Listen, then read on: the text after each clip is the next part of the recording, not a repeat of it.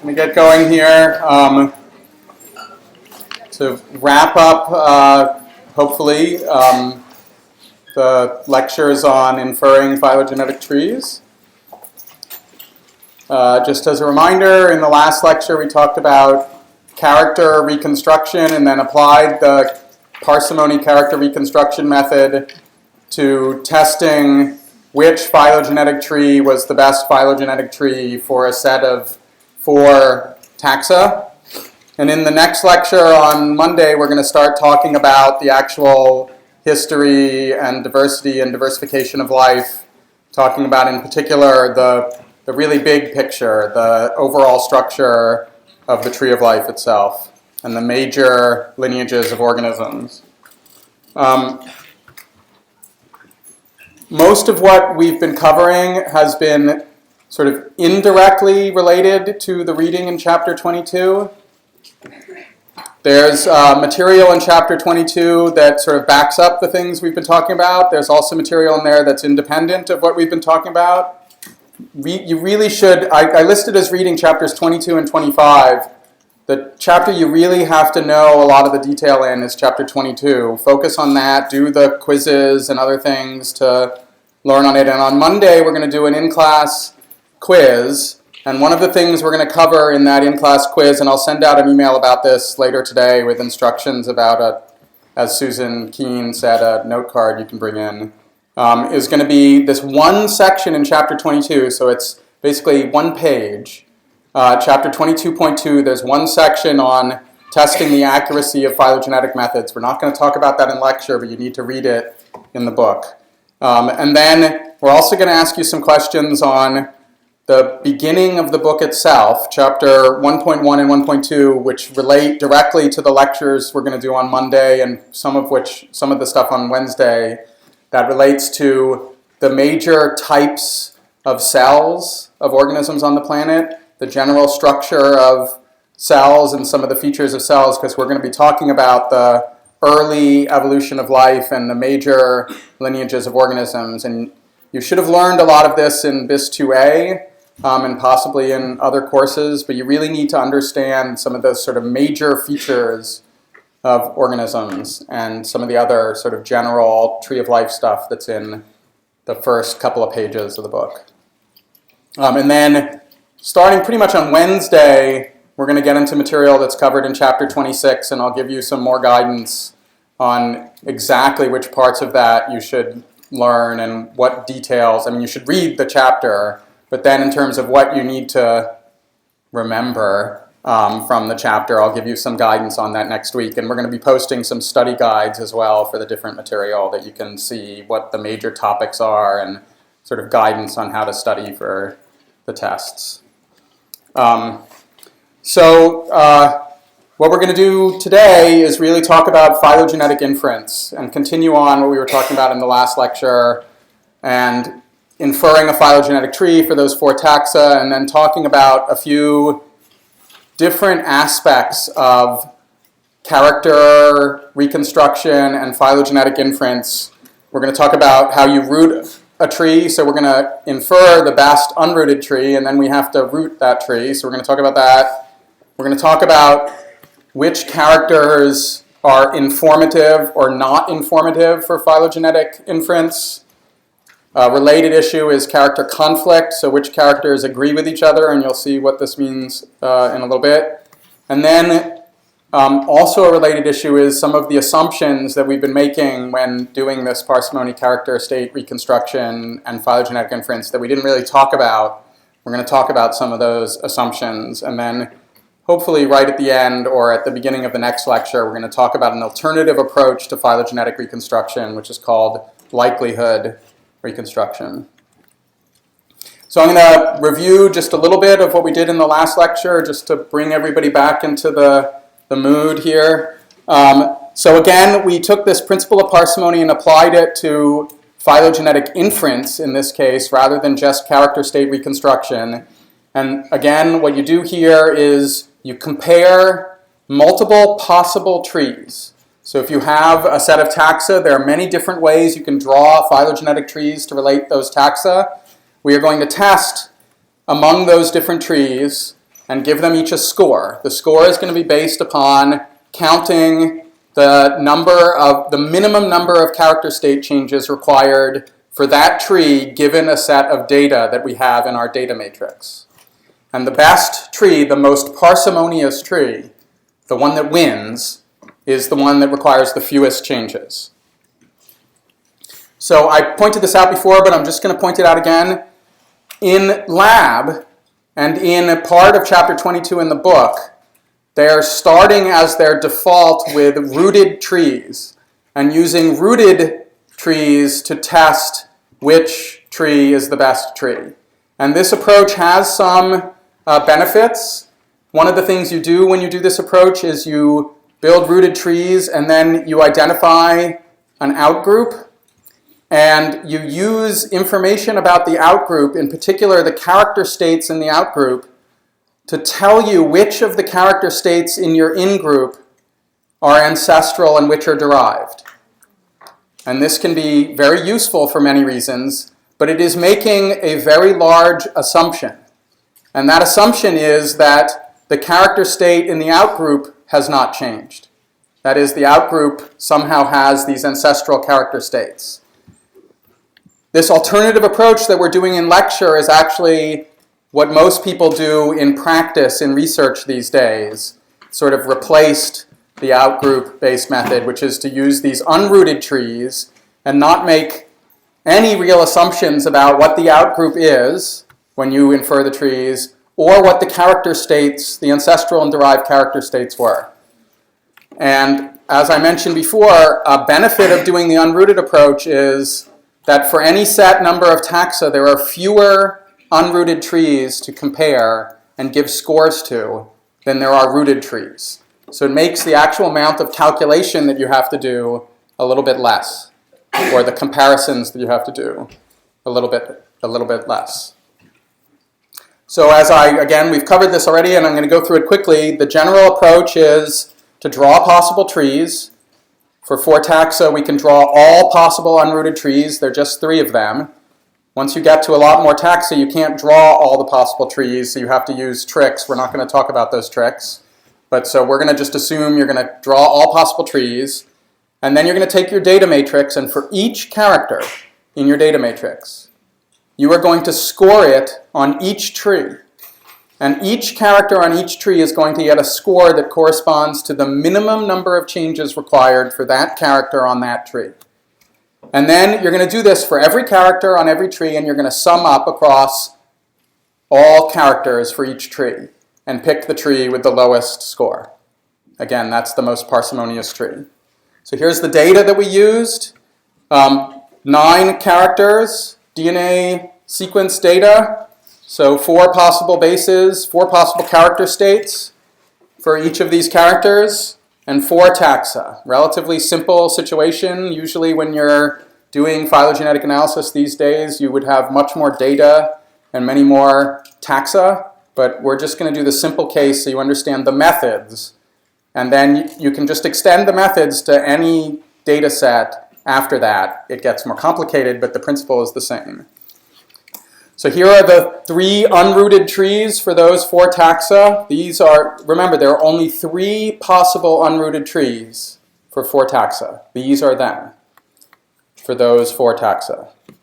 So we're going to take character 1 from that data matrix. Here's character 1. And again, I already went through this, so I'm going to do it a little bit quickly.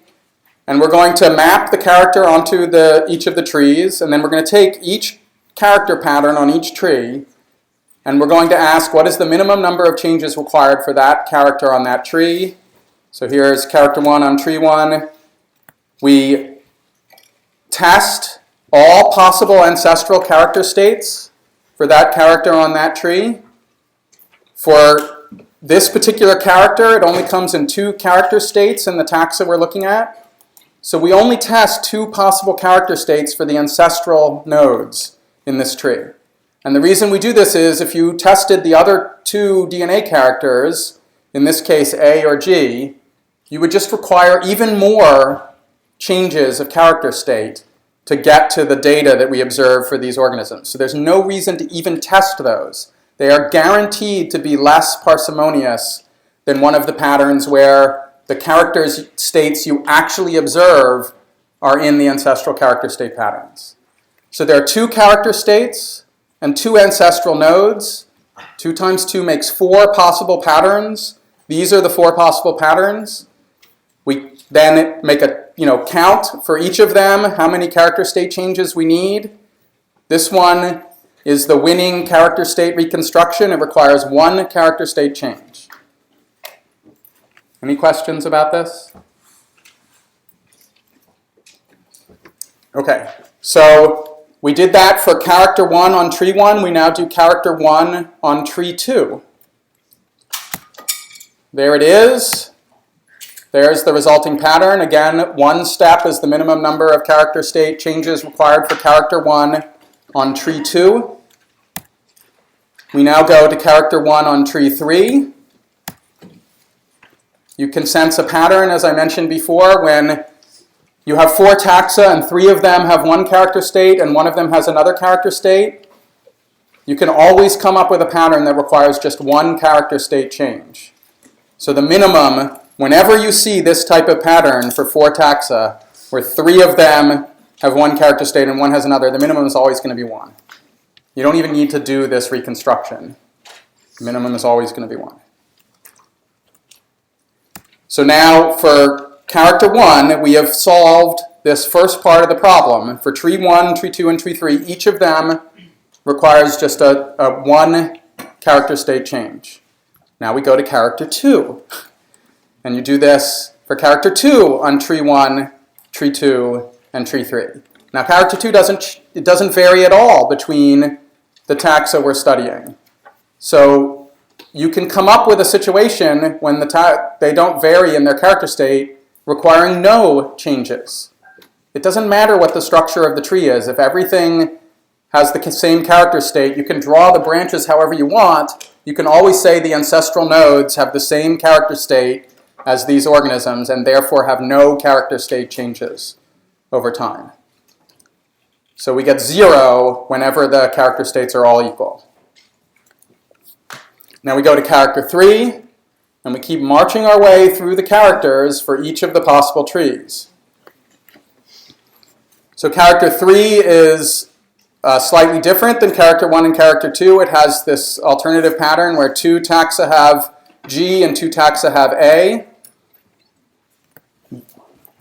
I went through the character state testing previously for this, and this is the result that you get for tree 1. There are 2 possible character state reconstruction patterns that require only 2 steps. One shown in red, I haven't drawn the ancestral nodes, but the one shown in red would have the ancestral nodes be both G, and then you'd require a change from G to A along here and G to A along here, or the ancestral nodes could both be A, and then you have a change from A to G and A to G here. Doesn't matter which one of those we observe, the minimum number of changes is 2. The good thing about this character for figuring out which tree is the best is that one of the trees, tree 2, is such that we can come up with a character state reconstruction pattern that only requires 1 change. And that's the pattern where there's G at this node and A at this node. So because of the structure of tree 2, we can now come up with we only need 1 character state change to match the data to this tree. For tree 3, we require 2 character state changes. So now again, we're summing up for each character across all the trees. Any questions about this? So we could just continue to march through the characters and do this semi-painful reconstruction. 0 steps for that one because they're all identical. 1 for each of those trees because it's 3 taxa have 1 character state and 1 taxon has another character state. This has basically the same pattern as character 3. Orangutan and gorilla have 1 character state. Humans and chimps have another character state. So tree 2 again scores 1, and tree 1 and 3 again score 2. This is different now. Instead, orangutan and chimp have 1 character state. gorilla and human have a different character state. So for this character, tree 1 wins, has a lower score than tree 2 and tree 3. Go to character 8, character 9, and now we sum up across all the characters for each of the trees, and we get one tree that scores better than the other trees. It's like golf scores here, right? So you want the lowest score here, and this is the one that wins. So for this data matrix, for these 4 taxa, there is one tree that scores better, and we consider that the most parsimonious tree. And that's tree 2. This is the taxa pattern in tree 2. Any questions about this? Okay, so now what we're going to do is talk about some associated issues with phylogenetic inference. This, what I did here, and walked you through, is basically parsimony phylogenetic inference. You can now expand it to more taxa, to more characters, to more character states, and it follows the same rules. It gets a little more complicated, of course, but it follows the same rules. So we're going to do a clicker question here. So if you can get out your clickers.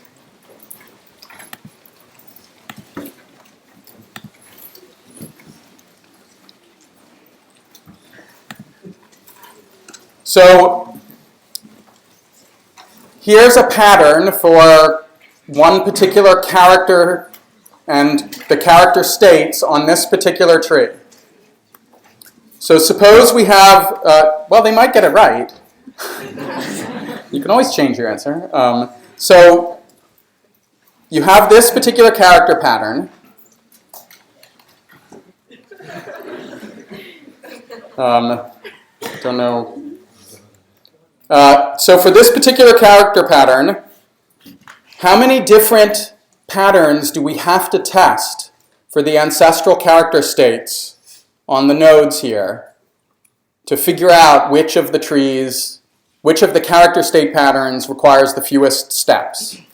So just like before, we tested multiple patterns for the ancestral character states on those nodes. How many do we have to test for this particular tree to figure out which is the best? So give you another minute or so. You can talk with your neighbors. You can just guess like some people did.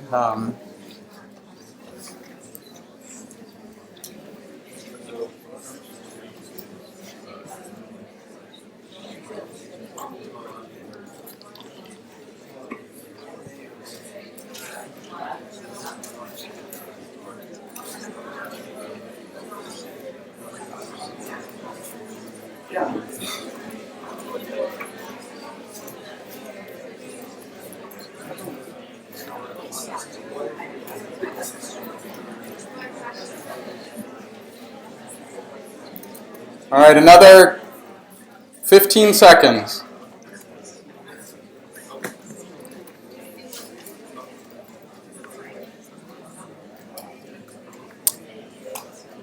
All right, hurry up. 5 seconds.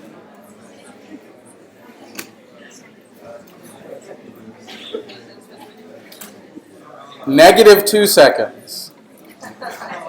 All right. Ah, look at that.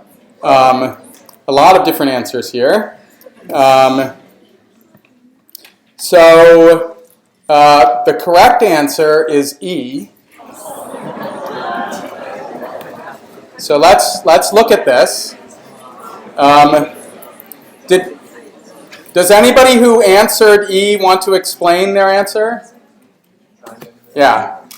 You can have like A and A, C and C, G and G, so you've got 3 there. Then you can have A, G, G, A, C, A, A, C, and C, G, G, C. So you have 6 more there. So is there a mathematical way you can explain this? Maybe 3 squared. Yeah, so there are 3 character states, and there are 2 nodes. So for node 1, it can come in A, C, or G. And for node 2, it can come in A, C, or G. So we do 3 times 3, and we get 9 possible character states for the ancestral nodes there. Yeah. What was the mathematical way of figuring it out? Just 3 times 3. Where did you get the second 3 from? Because there are 3 character states. It's multiplicative, so it's 3 squared would be the, yeah, so the patterns are here. So it can be A as at the first node, and then you have any of 3 other states for the second node, so AA, AC, AG. C for the first one, CA, CC, CG, GA, GC, GG.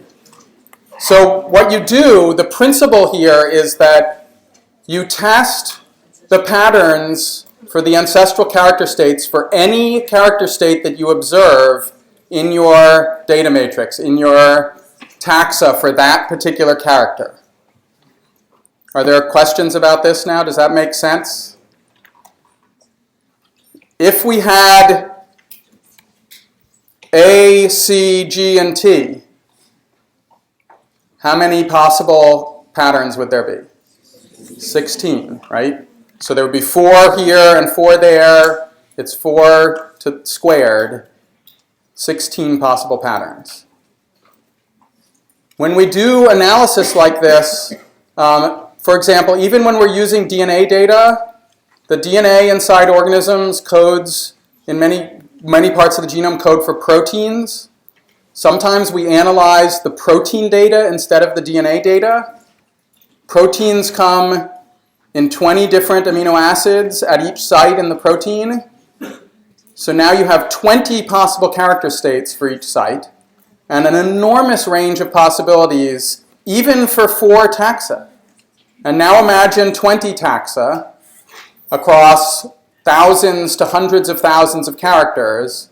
This is why supercomputers and all sorts of interesting computer science is required for actually doing this analysis in practice. Again, we're going to ask you on tests for things that are very similar to what we did here with 4 taxa and testing for these characters with those 4 taxa. We're not going to ask you to do it for 5 taxa or 10 taxa or 200 taxa or what. Yeah?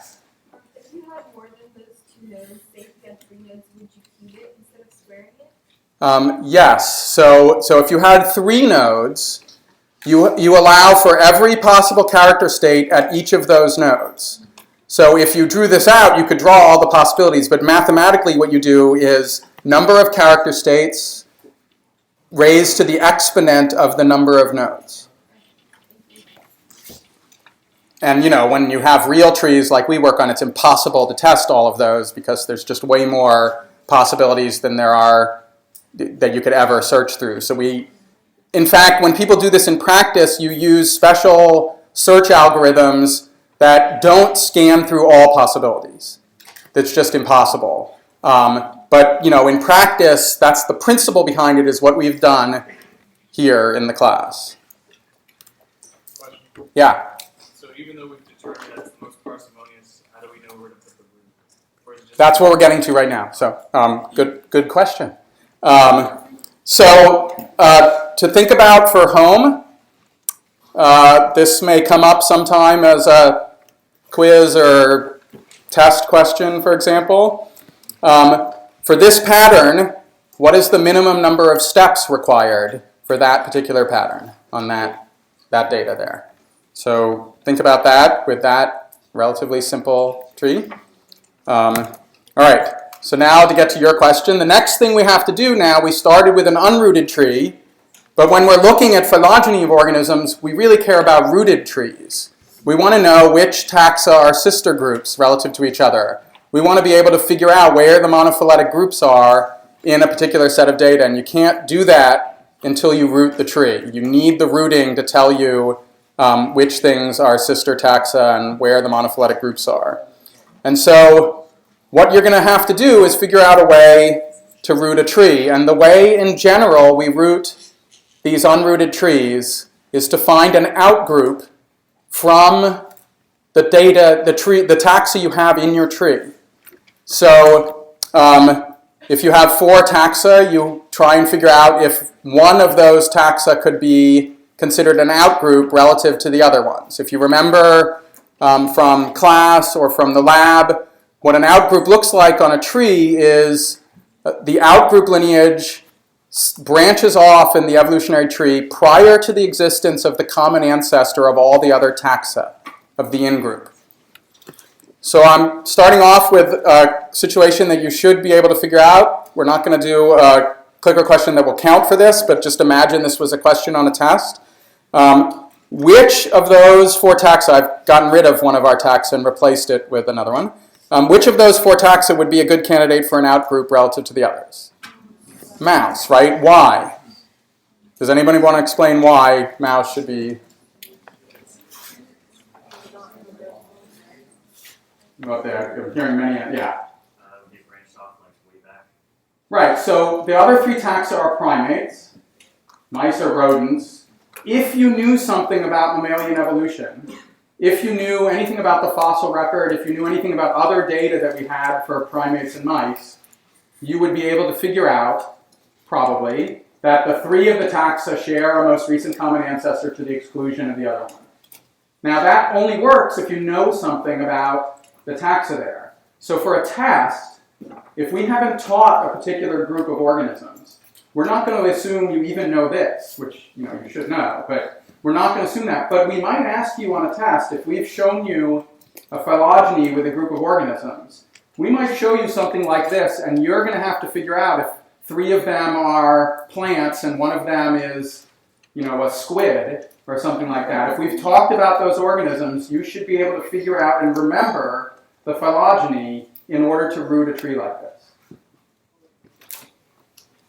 So once we find an outgroup, now we can actually do that exercise I showed you before when we were comparing rooted and unrooted trees and actually root this unrooted tree.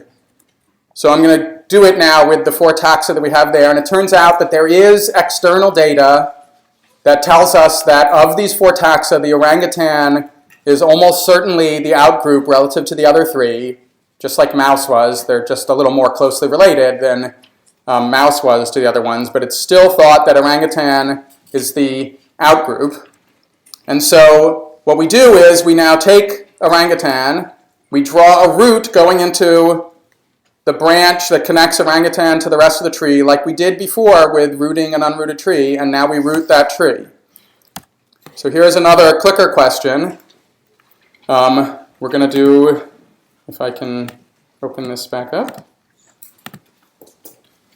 We're going to do a clicker question here. So which of these 3 trees, A, B, and C, is the correct tree if we now root this tree here to the orangutan lineage? And again, you can talk amongst your friends here. One of these 3 trees is our winner.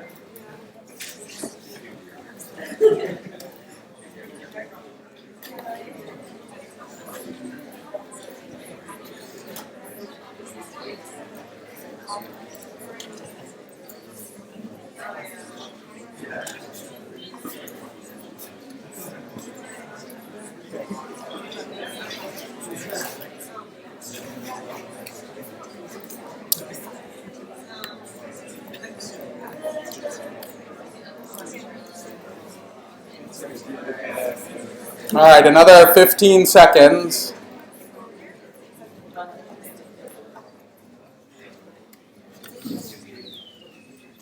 Everyone done? All right. All right, very good, everyone. So most people, 95% of you chose A, and that's the correct answer. And what I'm going to do is walk you through this in a couple of different ways to really get you to understand what rooting an unrooted tree looks like and to think about it. So A is the winner here. I'm going to show you 2 different approaches to doing this and to comparing the trees in essence. The first is similar to what I did a couple of lectures ago, where we draw a branch leading into here. So this is now our root branch and our root node, and we untangle this tree and draw it as a vertical tree. So here's our root branch. We draw it here. We draw the root node. And now coming off the root node, To one side is a branch leading up to orangutan. I'm going to draw it over here. Now, remember, I could draw this on the other side. The nodes can spin around. It doesn't matter where I draw it. I'm just choosing one side to draw it on here for the bottom tree. Here's the next branch. It's a branch coming off of that root node that leads to another node. And then off of that node comes a branch going to gorilla, and another branch that goes to the shared node here. And then one branch goes to chimp, and one branch goes to human. So I've just untangled basically this tree. You want to line up, you want to make sure that you have branches that correspond to each of the branches in the unrooted tree when you do this. So that tree that I just drew is the same as this tree.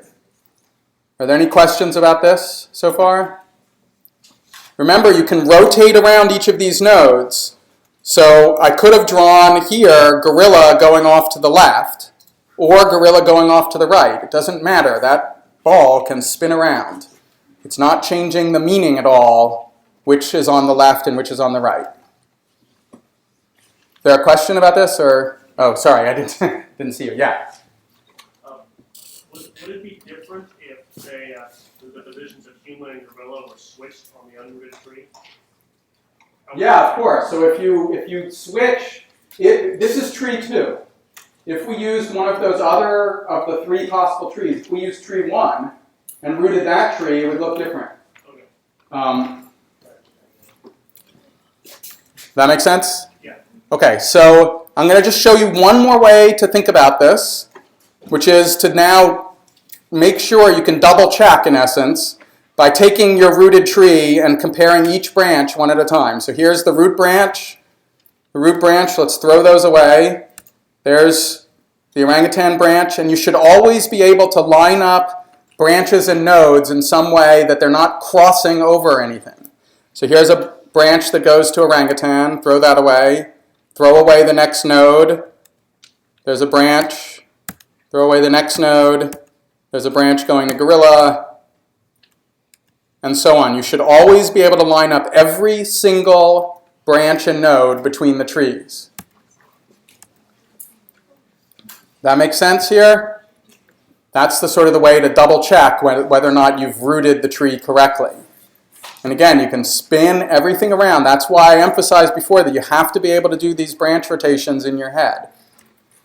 Okay, so now this goes back to your question before. Now, if I had rooted tree 1 at orangutan, it would look like this.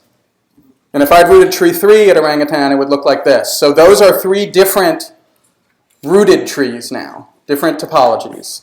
But the one that we said was the winner was tree 2 here. So now we've gotten a rooted tree, finally, out of this unrooted analysis. Okay, so now I want to switch to talking about a little other aspects of phylogenetic inference and the character data that we've been looking at. Yeah. Oh, are you just yawning and stretching? Sorry. So what I want to talk about first is this issue of what's called parsimony-informativeness.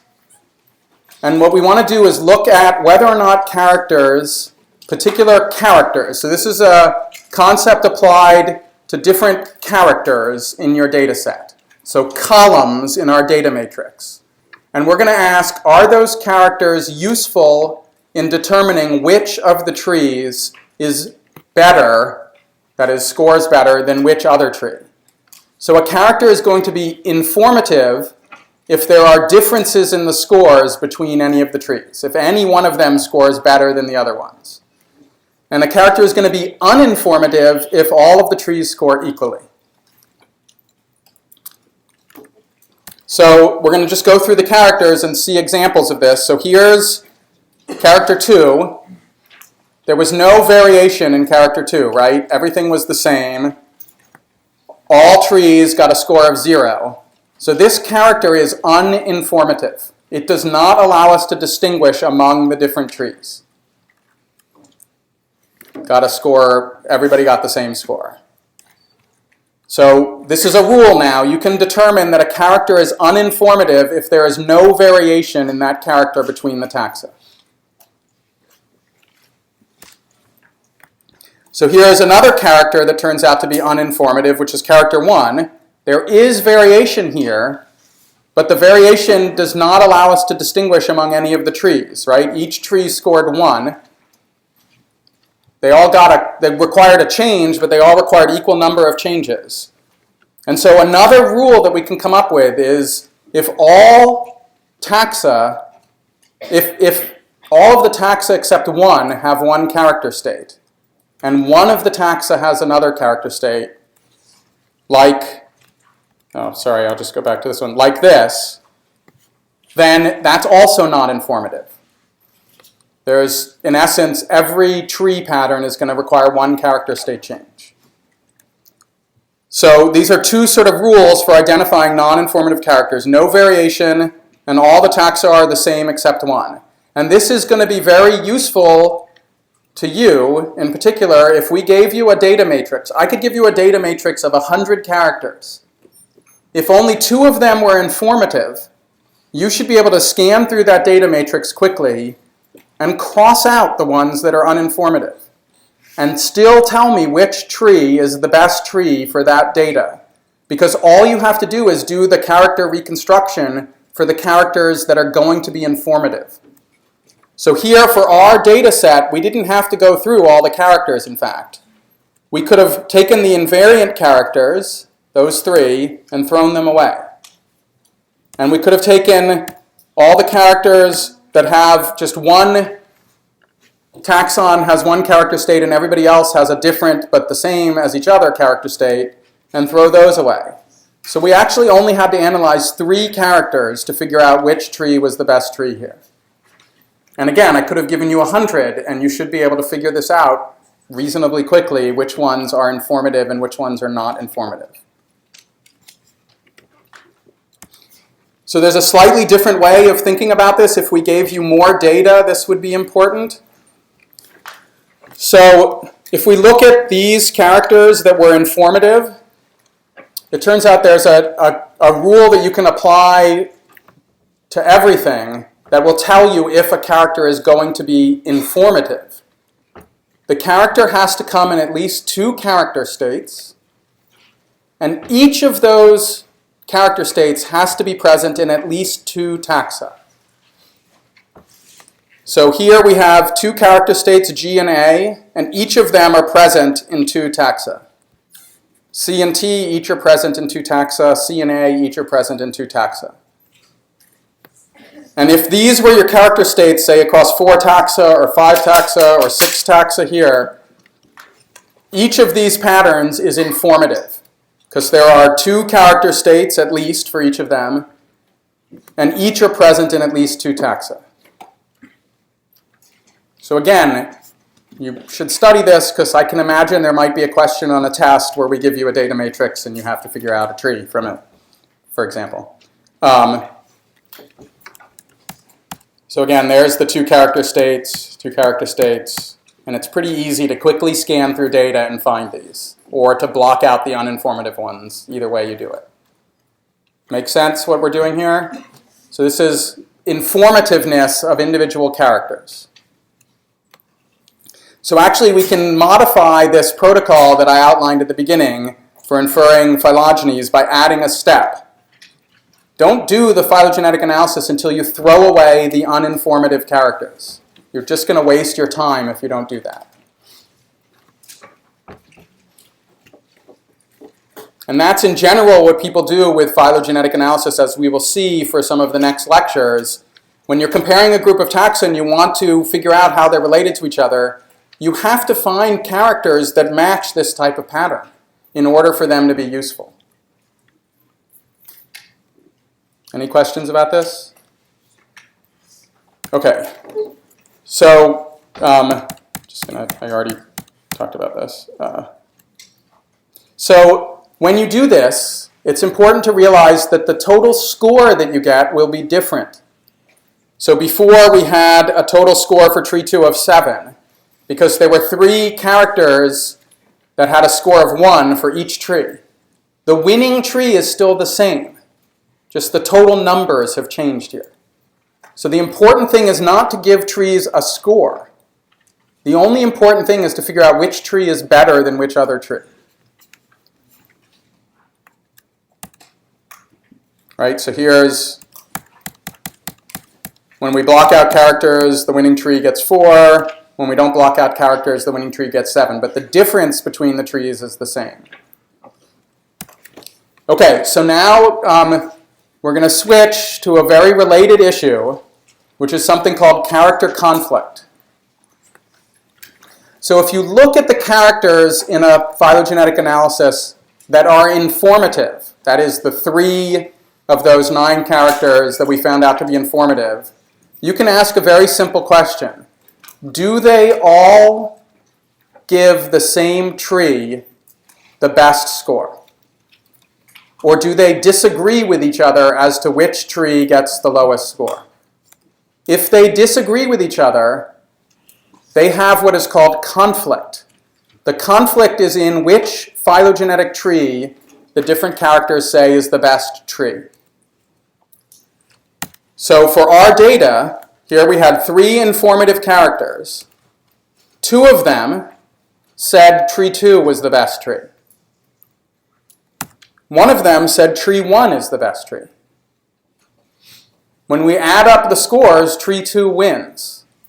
But not all of the characters support tree 2. So a comparable example of this is that issue of flying and non-flying organisms that we've talked about a bunch. So if we built an evolutionary tree of vertebrates where our only character was flight or no flight, the birds and the bats would group together in our tree. That particular character suggests that birds and bats are related to each other if we only use that to build our phylogenetic tree. Fortunately, our phylogenetic tree of vertebrates comes from a lot of other data. Bone structure, sequence data from across all sorts of different genes, the fossil record, other types of morphology and physiology. That gives us the general structure of the tree. Hundreds to thousands to millions of characters support that tree. And then flight is in conflict with that tree. If we did a reconstruction with flight again, it would tell us a different tree was the best tree. That's the same thing we have here. Character 7 says tree 1 is the best tree. Character 3 and 6 say tree 2 is the best tree. This is really important to realize because biological data is messy. Not every single character points to the exact same answer in every case. And what you have to do is try and figure out either which characters are most useful or add up a lot of different characters and a lot of bits of information to see if you get a consistent signal across a large set of characters. And that's what in general people try and do with phylogenetic analysis is get a lot of information that points to one pattern, not just say one character that points to one pattern. That make sense? So, yeah.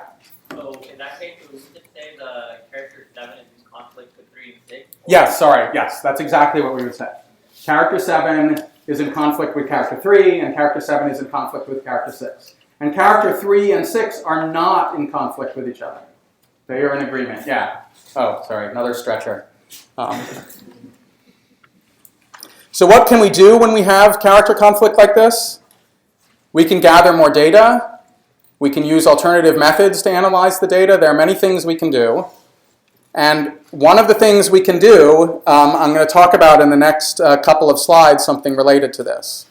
So one of the issues here that I haven't talked about, which is really important in relation to character conflict, are some of the assumptions, the hidden assumptions that we have made when doing these phylogenetic trees. So I've just listed a few of them here. I'm going to give you an example of one of these, but I'll just go through a few of them before giving an example. So one of the assumptions we have made is that all characters are treated equally. So we're treating character 7 on same footing as character 3 and 6. What if character 7 was actually not, say DNA data, but the structure of the heart, something that is a really sort of core part of the biology of organisms, and characters 3 and 6 were height and hair color? you might want to count the structure of the heart a little more than height and eye color or hair color or whatever when building phylogenies. When you look at data to analyze to build phylogenetic trees, you want to use things that in general are not prone to homoplasy, not prone to having unrelated organisms become similar to each other in that particular feature. And so we don't, in fact, treat all characters equally. Characters are treated quite differently when we do actual phylogenetic analyses in the lab. Another issue is that sometimes you might want to treat different kinds of changes differently. So if you were looking at the structure of the heart, you might think that changing from a two-chambered heart to a three-chambered heart was more difficult, less probable than, say, changing from, did the mic just kick out or no? Changing from a two-chambered heart to a four-chambered heart. Maybe doubling the number of chambers is easier than changing from 2 to 3. I don't know, but the types of changes that occur you might want to count differently and not treat them all equally. And I'm going to show you an example of this now. I'm not going to go through sort of all of the assumptions that we're making here, but we actually made quite a few when we, by default, treated every type of change as one step equally and every character equivalently. So I'm going to just go through an example here of why you might want to treat different kinds of changes differently. And this relates to the structure and the nature of DNA and DNA replication. So you might have to dig back into your BIS2A memory here. So the DNA bases, A, C, T, and G, come in two different major chemical forms. A and G are what are called purines. C and T are pyrimidines. There's a simple mnemonic that I use to remember this if you know what the underlying actual bases are here. So cytosine and thymidine have a Y in their name, and pyrimidine has a Y in it too. That's how I always end up remembering this. But A and G are both have these double ring structures in their chemistry, and the C and T have a single ring structure. They're different sizes, and they pair with the opposite. So when DNA is in the double helix and when you're replicating DNA, purines pair with pyrimidines, pyrimidines pair with purines. And that keeps the total size of the DNA double helix the same by having one of each in the base pairing. When you have a change in the sequence in DNA, there are two different categories of changes that people have classified. When you have an A in a particular region of the DNA change to a G, that is a purine changing to another purine, that is called a transition, a DNA-based transition. When you have any other type of change from purine to purine or pyrimidine to pyrimidine is also called a transition. When that happens, you're not changing the size of that area of DNA in essence. It's a simple chemical change. But you can also have a change where a purine replaces a pyrimidine or a pyrimidine replaces a purine. Those are called transversions. And it turns out that in most organisms that have been looked at, for any particular region of the DNA, transition changes are much more common than transversion changes. Transversion changes are selected against and disfavored and in fact less likely to occur even spontaneously without selection. And in the next lecture, what we'll talk about just briefly before we get into the tree of life is what this means, these different rates of change mean in terms of counting number of steps for phylogenetic analysis.